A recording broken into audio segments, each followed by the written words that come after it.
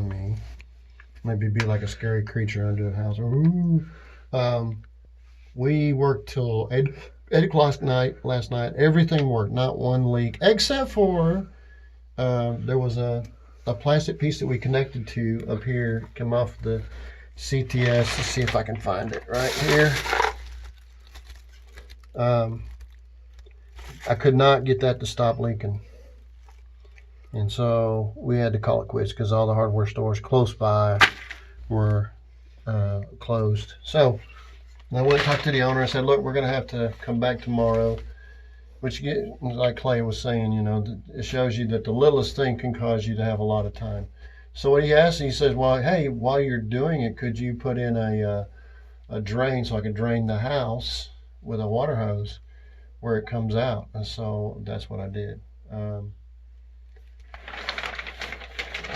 If you notice here, it has the CTS, which is the copper tubing size black pipe. This is 3/4. And then it has a steel barbed fitting. And then it has special crimp rings that they made about. It used to be you would do hose clamps, but crimp rings. And it goes into a galvanized tee. You want to always use galvanized, because if you put any kind of non-galvanized, it will cause rust to be in all your sinks and your bathtubs. It'll be a red stain. So if ever you're wondering about how that happened, you'll have to go into some search and figure out where the non-galvanized was put in. And it has anyway, it has like a garden spigot here that he can hook a hose and drain his house in case his renters left or something, which he's a family member and been here for many, many years.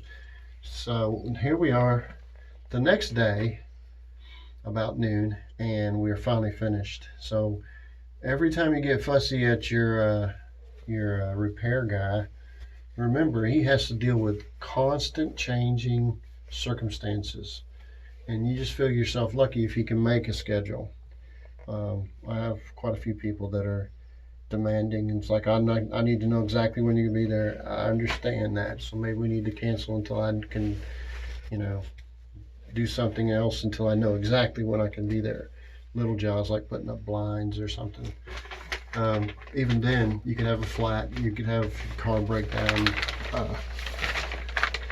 We were driving down the road, and this guy was on the side of the road with a motorcycle on the side, and it was on fire.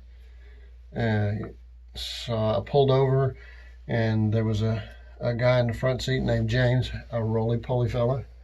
You probably got a couple of videos you can see of James and how goofy he was. I said, listen, James, take my fire extinguisher, go over there, and spray at the base of the flame. Don't spray the, okay. And he runs over there and sprays the bike itself, not at the bottom of the, on the pavement where it was actually burning and going up through the bike. So I used up my whole fire extinguisher, and then I come over there and they end up throwing a rag. The guy took his shirt off right there and threw the rag and smothered it, and caught his shirt on fire first.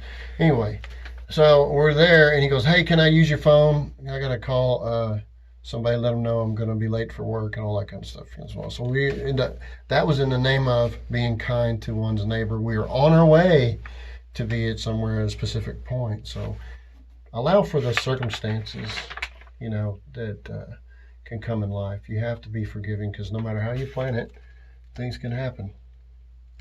So here we are complete. We're going to check on the reason why the toilet is not working. And it's not draining properly. I think we may have fixed it, but we didn't know because we had the water off.